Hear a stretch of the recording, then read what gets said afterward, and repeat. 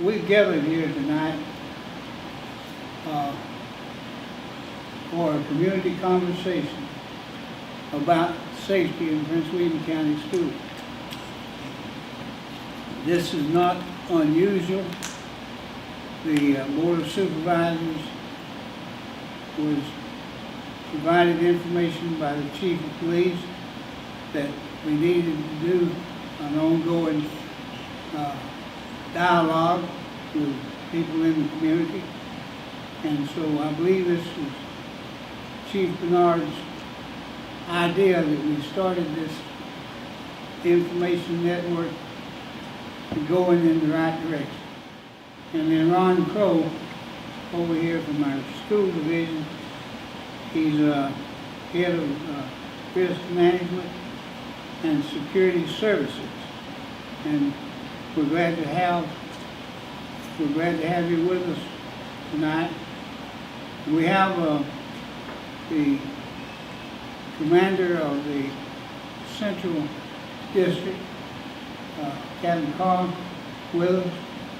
So that's a pretty good lineup of folks who are experts on school safety. The recent events in our county have left many parents wondering if their children are safe in school. I felt it was important to allow you, as my constituents and co-workers in the county, to ask any questions from the experts that you might have in your mind, talk about new concepts.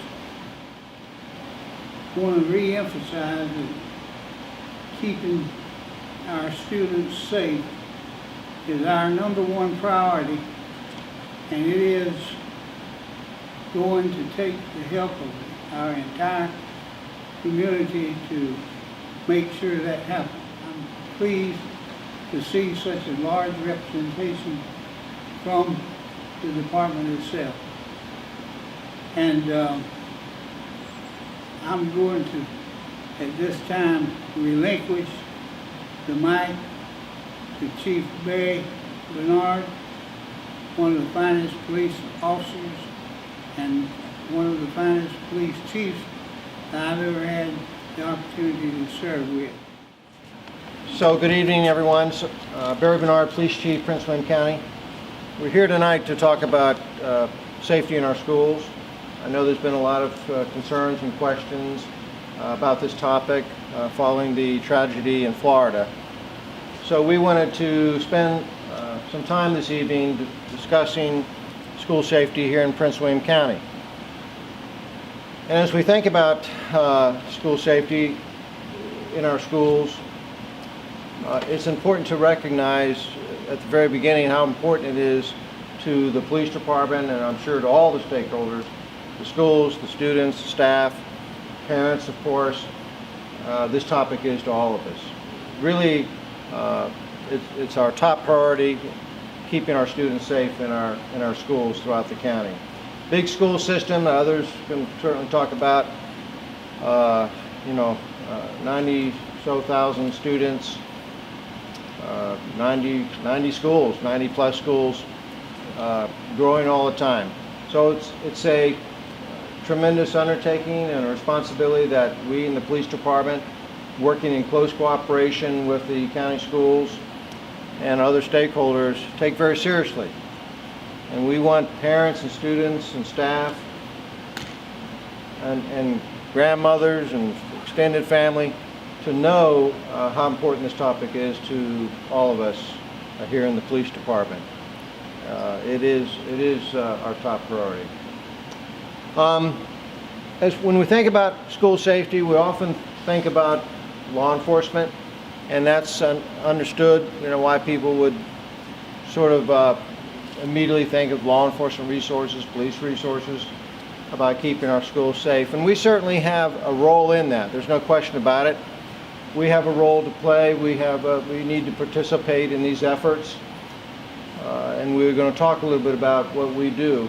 But to shape the discussion a little bit, it's important that we say at the very beginning that this is really a community effort, and it takes a comprehensive approach to keep our schools safe.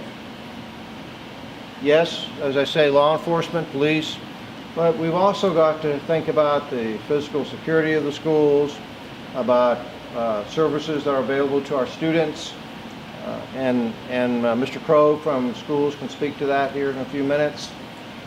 Talking about our counselors and support at home, just a wide-ranging array of strategies that should be deployed to help with the issue at hand, which is keeping really everyone safe here in Prince William County. So when we think about this topic and we look at a comprehensive approach and we wonder, can it happen here? Well, the answer is yes, it could.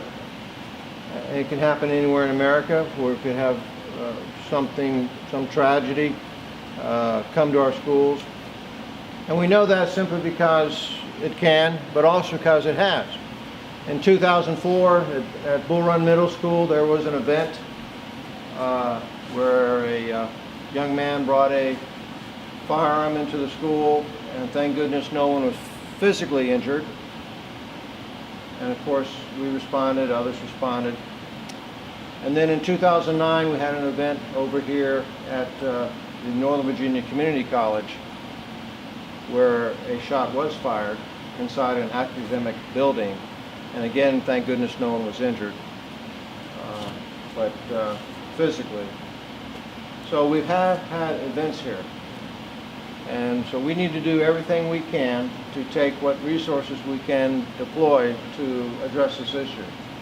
And as I say, it really is a comprehensive approach from the schools, from our human services agencies, from the police department, from parents and others who care about this topic. And I would suggest to you that all of us who live, reside, and participate in some way in Prince William County do care about this topic. So let's talk a little bit about the police department and some of the resources that we bring to this issue. For many years we've had a what we call a school resource officer program in our schools, and we often use that term because that's the title of the officers that work in our schools. That's what we refer to them as. And as we've talked about this topic over the last couple of months, we get approached from time to time about chief school resource officers. Are those police officers? And the answer is yes, they are. They're police officers of our department. They're fully trained. Their assignment is to be at a school, but they are police officers. And we have a school resource officer in every high school and in every middle school. We started this program many years ago. Back in the 70s, we received a grant opportunity, and we started this program. We called them community resource officers. And over the years, it gravitated to the title school resource officers, and that's the title we use today. And in some ways, the middle word, resource, is a word that I like to focus on because they bring exactly that to the school environment in which they're assigned. And that is to be a mentor, to be someone the students can approach and ask questions of, to be a role model, yes, to participate in enforcement activities when it's necessary. But really, they have a variety of duties and responsibilities. It's a very complex assignment today in 2018, and we're very proud of the program that we have, and we're very, of course, equally proud of the officers who serve as a school resource officer here in our schools. And we have several resource officers here with us tonight who, if we have time, we might get them up here and have them speak to you just for a minute or so about what they do and how they view their responsibilities. And I know you'll appreciate hearing from them. So we have school resource officers in the middle schools and the high schools, and that's all very good. They're uniformed officers. You'll see them in our schools when you visit, and they work in close collaboration with the principal, with the entire student body and staff at their assigned school, middle schools and high schools. We also make thousands of visits every year to our elementary schools. We started that after Sandy Hook, the tragedy in Connecticut, and we track those visits. We know how many visits we make. And today on the way into the office, I heard a number of officers who were marking out schools, saying they were going to be on school check at elementary school, such and such. And I hear that every day. So we take that responsibility very, very seriously. We don't forget about our elementary schools. So that's the sort of the police presence that we have in the school. But let's talk about another resource that we use. And if we receive a threat, and I want to share with you that our position on threats that come to schools is a threat until it's not. That's our attitude. That's how we address it. Meaning it doesn't matter how small or insignificant the threat may be, we address all threats. We track them down, we assign staff, we work them very hard. We want to get to the bottom of whether or not this is something credible, if you will, that we need to put even additional resources on. But every threat we receive, we take very seriously, and we work it very hard. So information and intelligence coming to the police is critical, because what we want to do is everything possible to keep an event from happening at the school. And one strategy to do that is to have information coming to the police about people who have expressed any kind of threat, and then we want to investigate that matter. So information plus investigations can equal deterrence of violence. Information plus investigation can equal deterrence of violence, because we can find the source of the threat, we can have an investigative interview with the folks or people involved and see what it's all about and take whatever enforcement action we may need to take. So if you receive information, or your students do, your children, and you're wondering, gee, is this something we should report?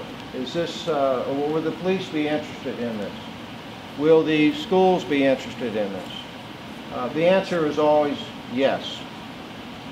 You don't need to make a judgment if it's valuable or if it's credible or if it's important. That's our job.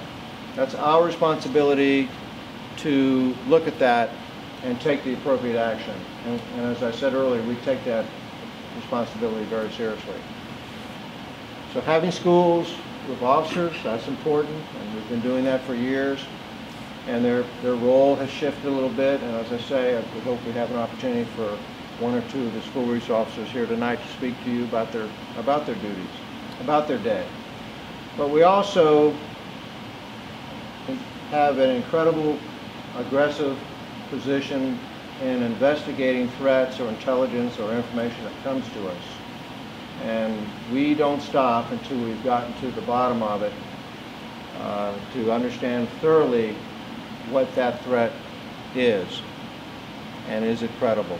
So that's very important to us. That's another strategy that we deploy, and that's getting in front of any potential threat, in front of any potential violence. That's how you do that, by sharing information, by relying on our partners and the folks that may have information to contact us in some way. And if you feel, some anxiety about calling us, or you're intimidated about the whole process, but you want to reach out, well, contact someone you trust who can contact us, and we'll meet you somewhere.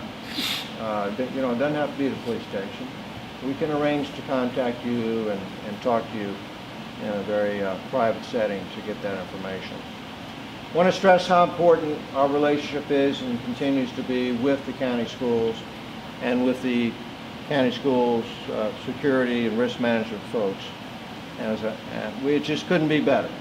We have always had an outstanding relationship with the schools, both within the buildings, meaning within the high schools, within the middle schools, and also with our security staff that has responsibility on a county-wide basis. We've always had a great relationship with them, and neither one of us, are concerned about one agency or the other. We just have a mission that we share, and that's protecting our schools and our kids and our staff. So that's how we see schools today and the police department's role. We have a tremendous role in this, and we, as I say, we take that responsibility very seriously. It means a lot to us, and we're going to continue, of course, to do that as we move forward to finish up this school year and as we begin another school year in the fall. So Mr. Crow is here tonight, and I'd like to invite him to come up and say a few words on behalf of the schools, if you would, Ron. I appreciate you being here this evening. Thank you very much. Glad to be here tonight.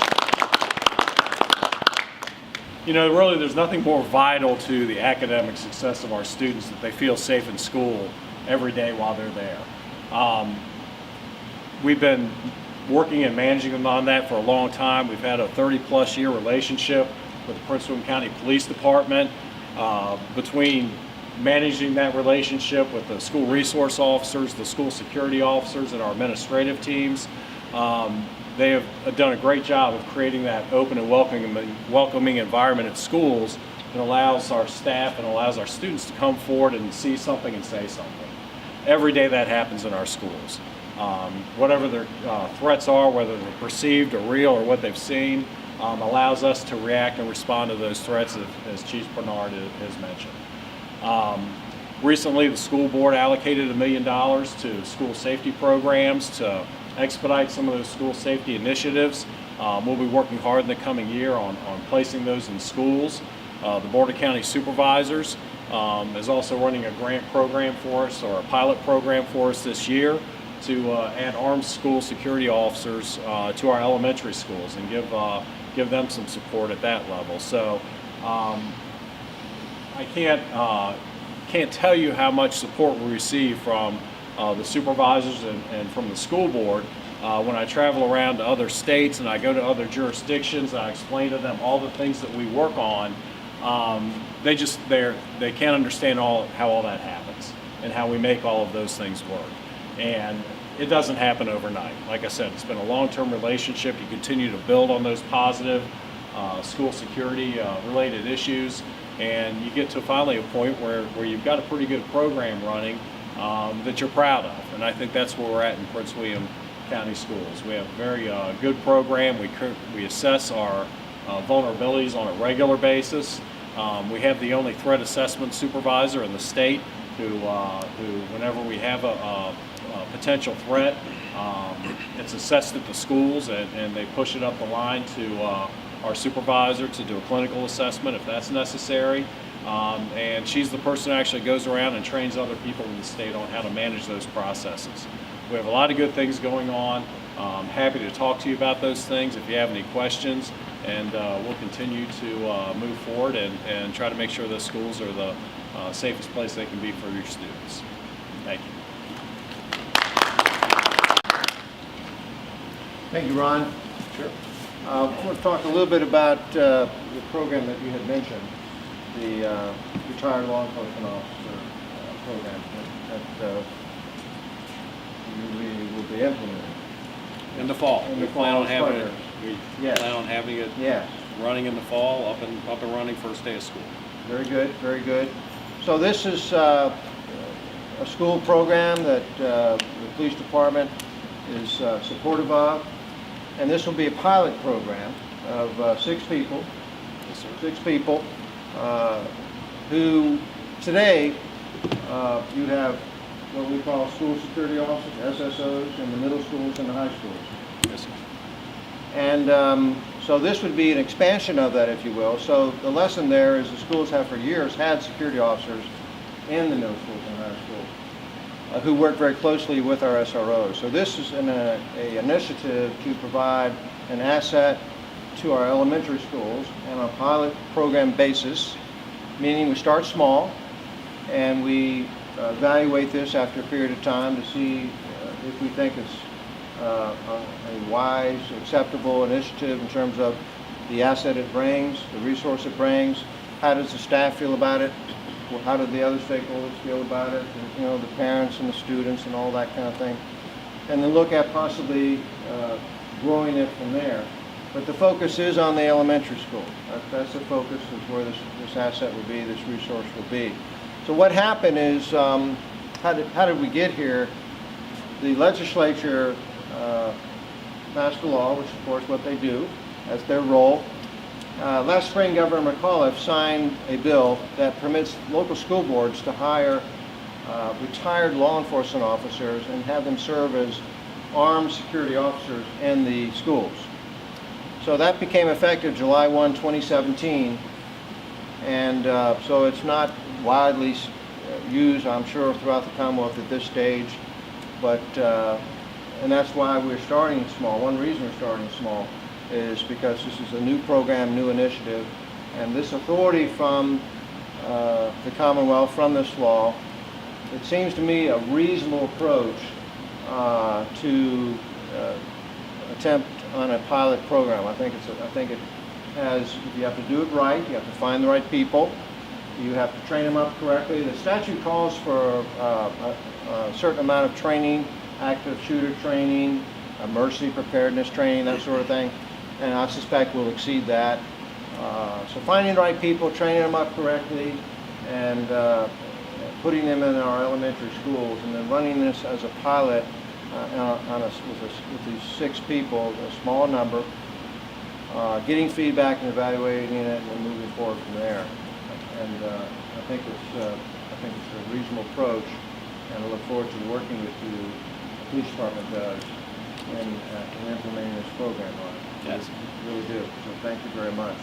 Is there anything you want to add? The only thing I wanted to Yeah. add to that is, you know, there's a lot of interest in this program in the state right now, because Prince William County is the only county that we're aware of that has moved to take advantage of the new law that was implemented last year.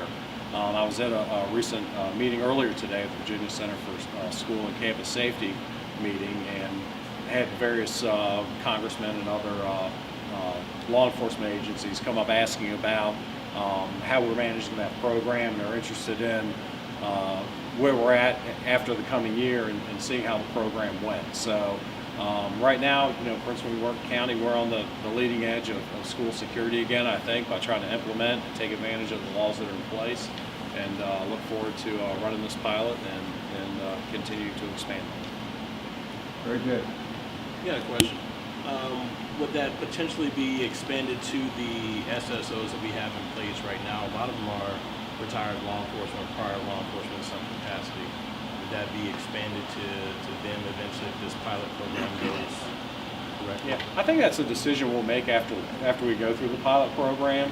We're going to look at any opportunities we can to increase security at the schools, but I think clearly the first place we need to be is to partner with them on this particular pilot and see where we're at the end of the year.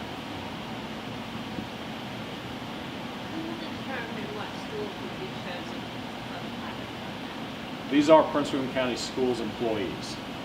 We're working with the police department. These are armed school security officers. That's not our expertise is school people. So we're working with the police department to make sure proper training is conducted, to make sure that they have the proper equipment, and to make sure that they have whatever weapons and training they need to be effective in their job. However, they are school division employees, and they'll report to my office. But then, like the schools, so there's so many elementary schools, how will they know which ones to be chosen? Well, we'll work on a program on how we're going to manage that. I'm not ready to comment on how we're going to allocate those just yet. But throughout the summer, we'll be working on all of that to determine how we're going to manage that program. This is brand new. We're writing job descriptions. We're working on funding that's been provided. So we're right at the ground level of getting started. Very good.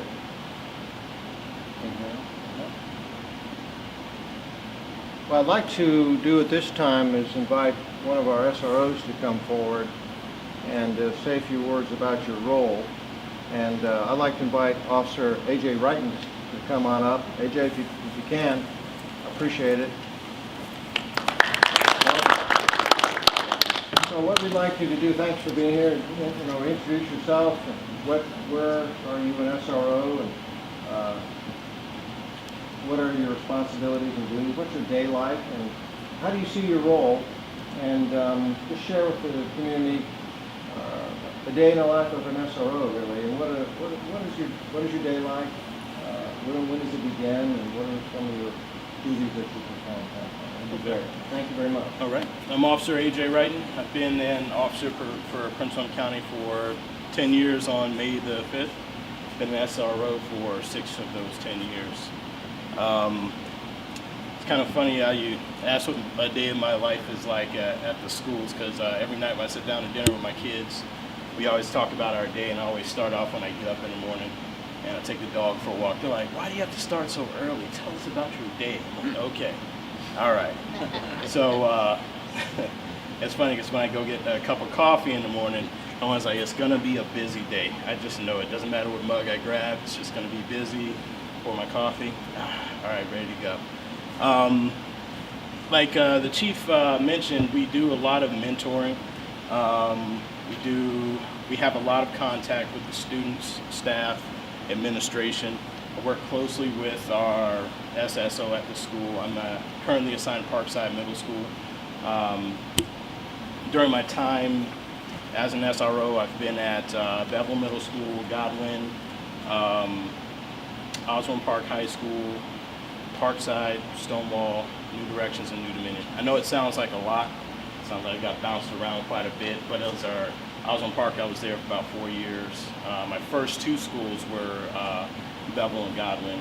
And I was only there for the last, I think, 3 months of the year of 2012, the spring of 2012. Then went right to Osborne Park from 2012 to 2016.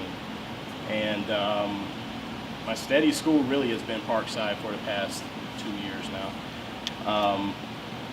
But working in all those different environments gets you a different look at areas of this county and the people that we serve.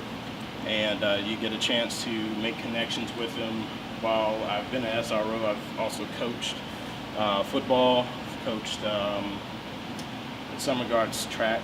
Not really a full-time coach, but every once in a while get out there and help them out. Hey, you ain't throwing a shot put right, you gotta put your hip into it and all that stuff. But the day in and day out of the job, when I'm actually at the school, is actually making contact with a lot of the students. I had contact with one student today who, for the past week, she's been telling me, "Hey, I don't feel like going to class. Can I just come and sit in your office for a little bit?" And I was joking around, "Nah, you need to get in class. She's a straight A student." Well, come to find out, today she's been actually very depressed. And she went to her guidance counselor and everything, and they called me in and said, "Hey, why didn't you tell me what was going on?" "Well, I wanted to tell you, and that's why I wanted to sit in your office." I said, "Okay, well, anytime you need to, come sit in my office.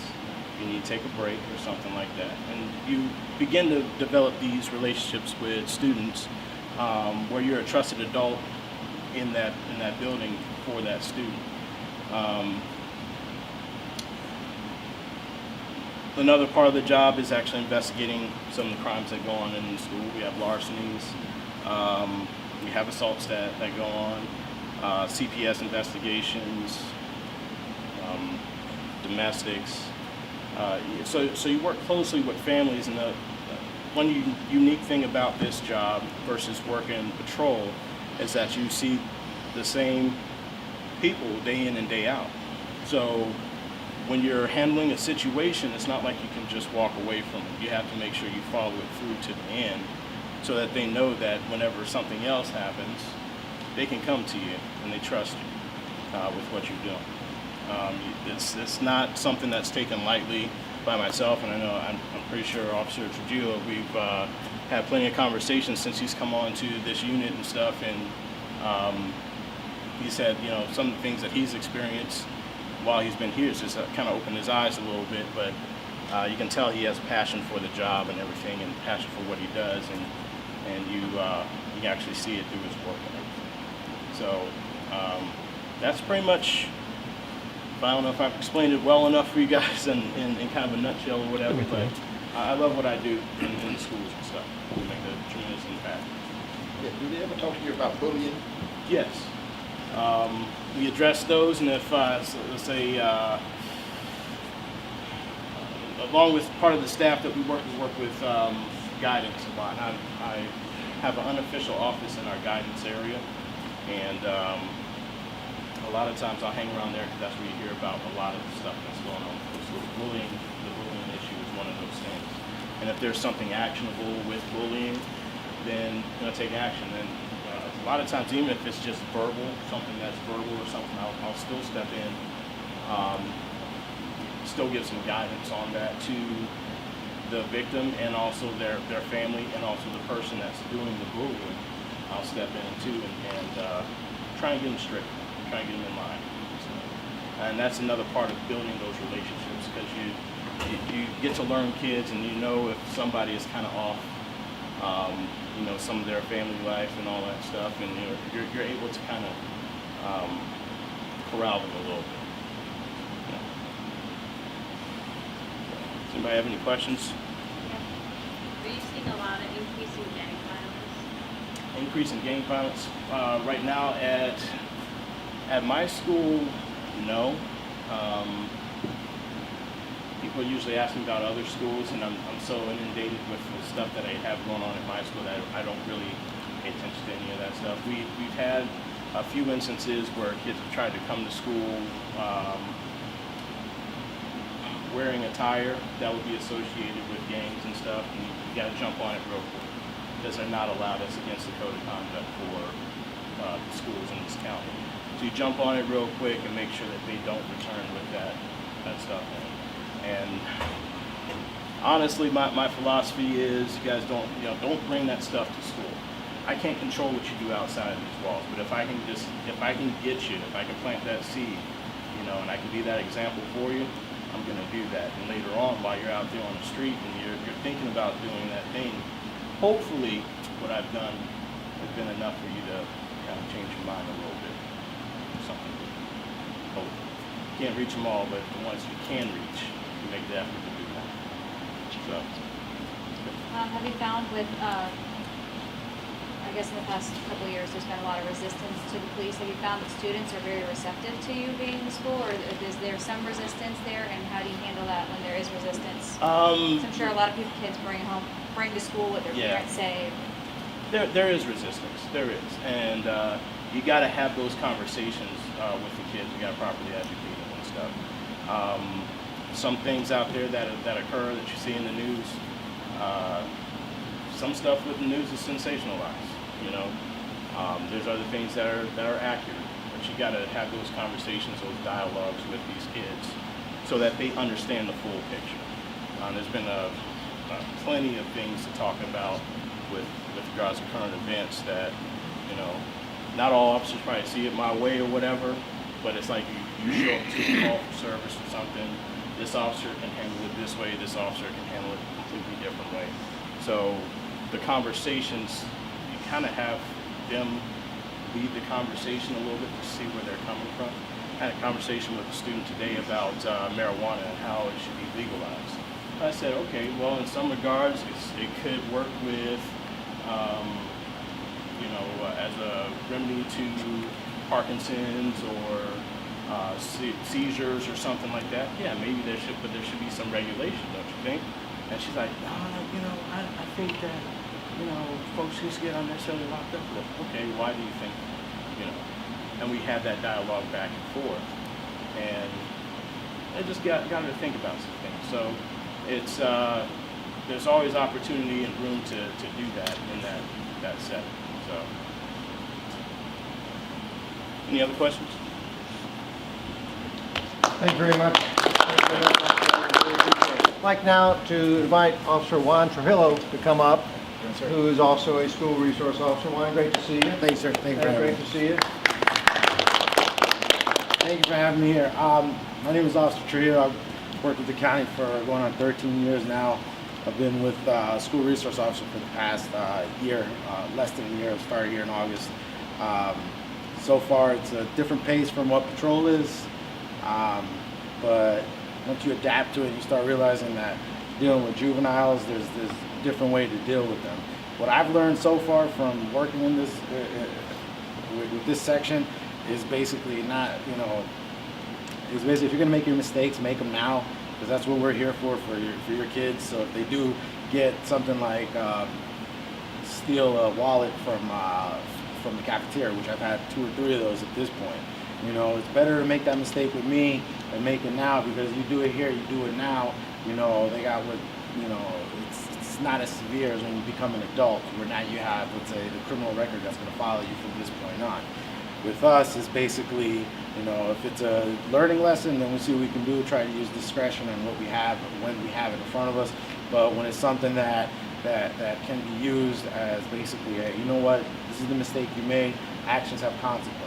So if you did steal that wallet and we have enough information to show you stole that wallet, then basically we go to juvenile intake and provide them with the facts of the case, and then juvenile intake will take the next steps to follow through, whether it's going to be handled through courts or whether it's going to be handled unofficially.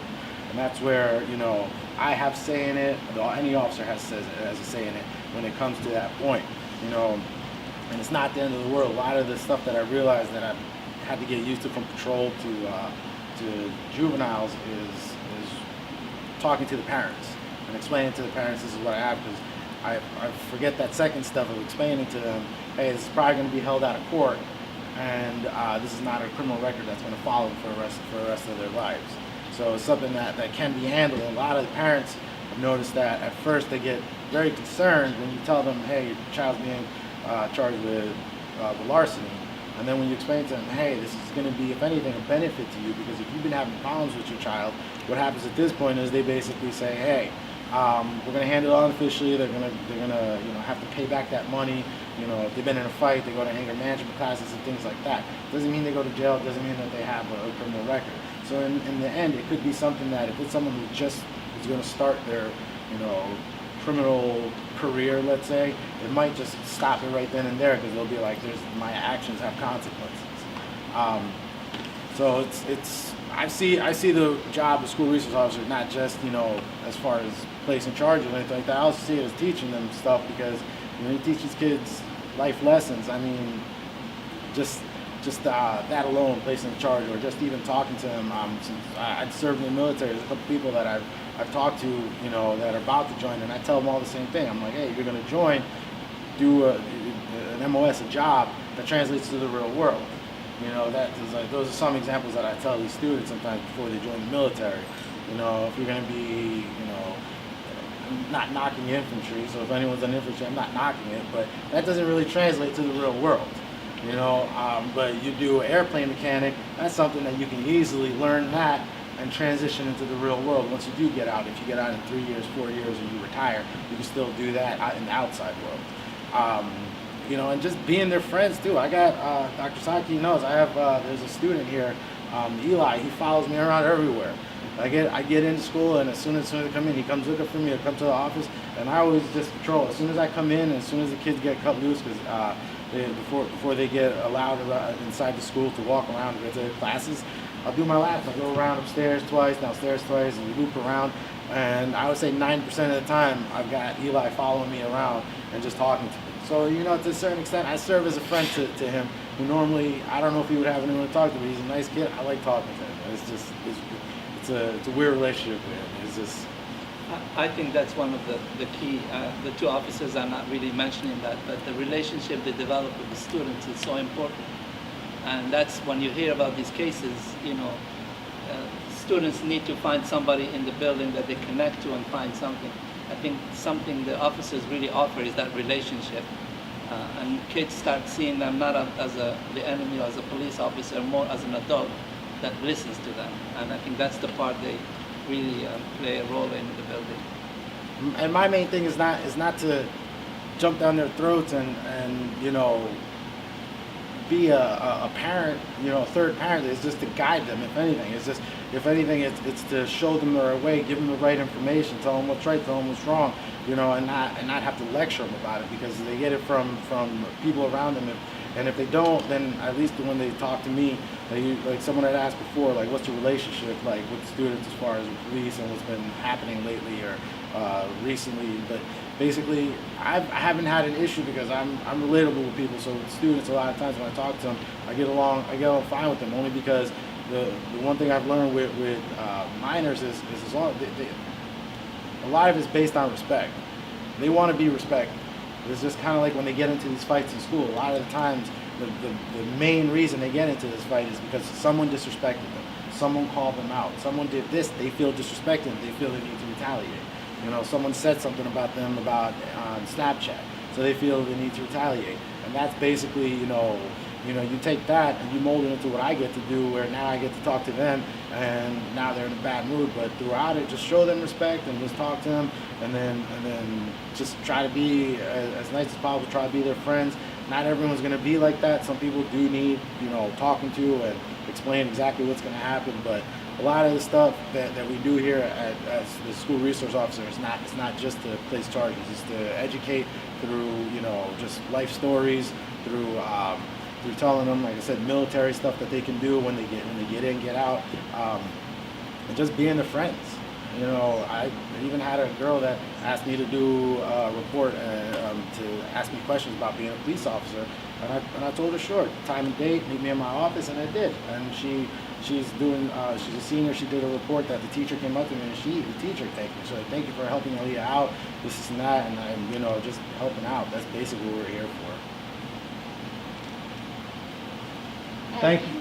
Have you worked in the middle school and high school? No, I've worked in the high school. It started in August, and I've been blessed to actually be here because I got Dr. Saki to help me out. I see Mr. Crow's name pop up all the time. The school security officer I work with, he's helped me out a lot. It helps because a lot of the people that work as that Mr. Crow has under him are also retired police officers. So a lot of times you actually get along with the person you're working with because they've been through it, they've done it. So, but nah, I've only done the high school portion at this I just point. know, officer, you work in the middle schools. I wonder if the problems are similar or quite different with the age group of the high schools versus the middle school. What kinds of problems you have to face each day with that school and how to handle it. I can't comment 100% on what the middle schools are like, but I mean, the little bit that I have, you know, the ninth graders coming in and stuff like that, a lot of that stuff follows them. Like, we had a girl today. You know by the ninth graders when they come, what they've just been through in middle school. And And it follows them. The girl I was talking to today, you know, we also stop fights before they happen. Once we'll have an administrator say, hey, I saw literally this administrator today. They just said, I saw these two girls, you know, looking bad at these other two girls, and something was said, and they were all identified. And we brought the first two girls up and talked to them, and they were like, you know, I explained to them, I'm like, you know, these are the actions that you can take. You know, you can mediate this, you can, you know, leave it alone. You can talk to her, or if you take the other route, which some people take, is they actually get into fights. Well, that action is going to have a consequence. You know, if you get into a fight in school, you act disorderly, you know, I'll charge you with disorderly if that's what it takes. If you get into a fight and you're the perpetrator, you know, assault and battery, then you get charged with assault and battery. But before we even got to that point, I explained to her, this is what we have and this is what will happen. So then we brought the other girl up and started explaining the same thing to her. And the reason I bring that up is because the elementary school thing pops up, because she had said that this started from last year, to where the Snapchat, Instagram stuff was coming to boil over. Now it's boiling over here. It could have happened at the elementary school level, but it did. It's happening here, and hopefully nothing happens. And they've been explaining, hey, this is what can happen. We can help you out. These are the ways we can help you out. If you take this, then you'll be fine. We can help you out this way. But if you don't, then you're going to be coming to see me, and you don't want to do that. So let's try to keep the peace. Juan, thank you very much. Thanks, sir. Thank you. So in the schools, of course, Ron, they have procedures and training for students and staff. Could you share just a word about that for a moment? Sure. As far as Preparation, you know, should an event occur. Sure. I mean, we've have a robust crisis management plan. We have processes in place, including videos, regular drills that are required by the state of Virginia for lockdown, secure the building, shelter in place, evacuation. Up until starting a couple years ago, earthquake, we added into that. We didn't have a whole lot of earthquakes before then, but you know, times change and we add those in. So believe it or not, the schools have, I think it's 19 various crisis drills that they have to do during the school year now. It's a whole lot. So we try to be prepared. The state of Virginia also provides a robust training program for the school resource officers and school security officers. We meet with our school security staff on a almost monthly basis. We have a 2-day in-service prior to school starting. So we really place an emphasis on training of our staff, as I know you do. So, you know, I think that's probably second to none at the amount of resources we're able to provide to our school staff and students on making sure they're prepared to act in the event of an emergency. Thank you very much, Ron. Sure. Appreciate that. Thank you. Yep.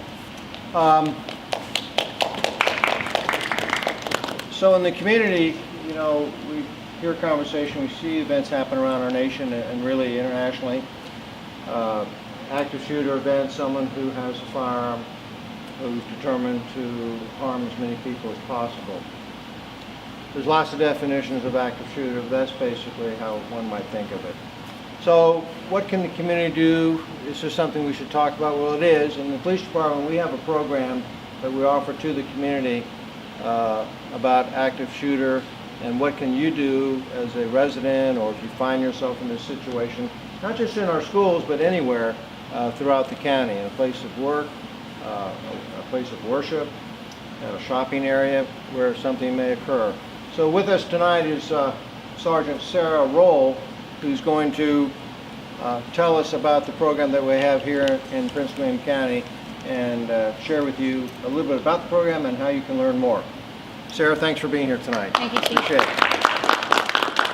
Hello, everyone. My name's Sarah. The police department realizes that active shooter events happen in schools, but they also occur all over public spaces, and it could occur anywhere. The police department tries to make its community as prepared as possible. We find that the first steps that you can take as a citizen will help save your life and could possibly save others before police department get there. So we offer this training free to the community. We want to get as many people trained as possible in order to get that information and that education out there.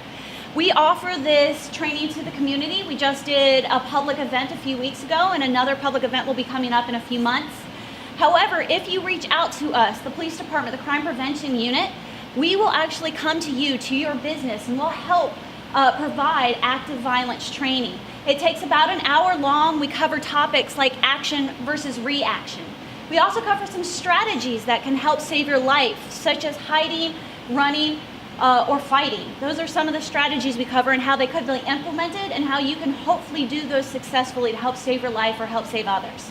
We understand that public spaces, even though a lot of times they're welcoming and very inviting, we will actually come out and do security assessments for a lot of the public spaces in order to make sure that they have security in place that will help harden the target, as we call it, to make it safer, to help save lives in the event of an active shooter, an active violence event. This is a program that we've offered for a few years.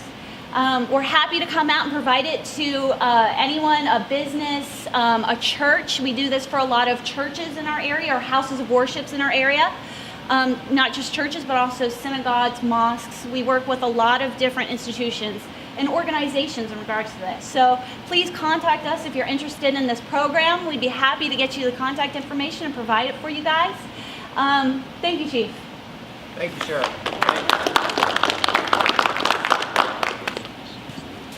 So what we wanted to do tonight was to introduce the topic and talk a little bit about the topic of school safety. And I think we've tried to, in the time that we have this evening, hit the highlights about what we as participants and public safety or with the schools, but really as a community can do to prepare and or address this issue. I hope you have found this information beneficial. We look forward to having extended conversations with you on this topic. I want to thank the schools and Principal Sadke, thank you very much, who's here with us tonight, for opening up your school for this program. Thank you very much, sir. Very kind of you. And I want to thank Supervisor Jenkins. Supervisor Jenkins, thank you for hosting this and organizing this event tonight. And we appreciate it very much. It's an important dialogue. It's important that we have these conversations with each other and with the community. So thank you again for being here and listening. We look forward to talking to you in the future about this topic. Thank you and good night.